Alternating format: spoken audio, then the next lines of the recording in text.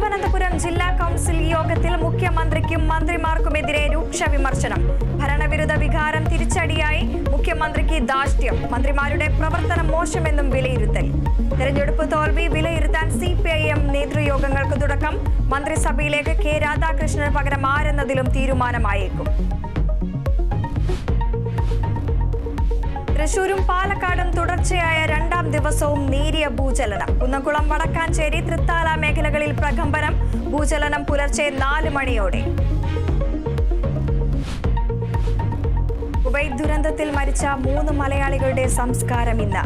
പത്തനംതിട്ട സ്വദേശി തോമസ് ഉമ്മൻ, കോട്ടയം സ്വദേശികളായ ഷിബു വർഗീസ്, ശ്രീഹരി എന്നിവർക്ക് വിട ചൊല്ലാൻ നാട്. എറണാകുളം അങ്കമാലി അതിരൂപതയിൽ കുർബാന തർക്കം രൂക്ഷം. ഏകീകൃത കുർബാന അർപ്പിക്കണമെന്ന നിർദ്ദേശം തള്ളി അൽമായ മുന്നേറ്റം.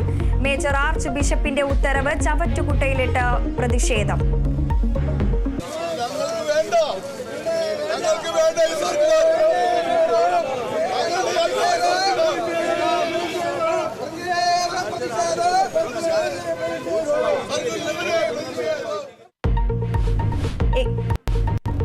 എങ്ങുമെത്താതെ തലസ്ഥാനത്തെ സ്മാർട്ട് റോഡ് പണി. പ്രഖ്യാപിച്ച സമയപരിധിക്കുള്ളിൽ റോഡ് നിർമ്മാണം പൂർത്തിയാക്കാനായില്ല.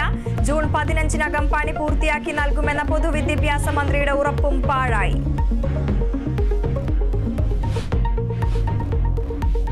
ഹജ്ജ് കർമ്മത്തിന്റെ 3ാം ദിനമായ തീർത്ഥാടകർ മിനായിലേക്ക്.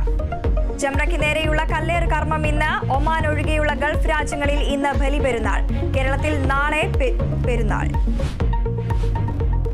യൂറോ കപ്പിൽ കരുത്തന്മാരുടെ പോരാട്ടത്തിൽ ക്രൊയേഷ്യയെ തകർത്ത് സ്പെയിൻ. നിലവിലെ ചാമ്പ്യന്മാരായ ഇറ്റലിക്ക് വിജയത്തുടക്കം. ഇംഗ്ലണ്ടും നെതർലൻഡ്സും ഇന്നിറങ്ങും.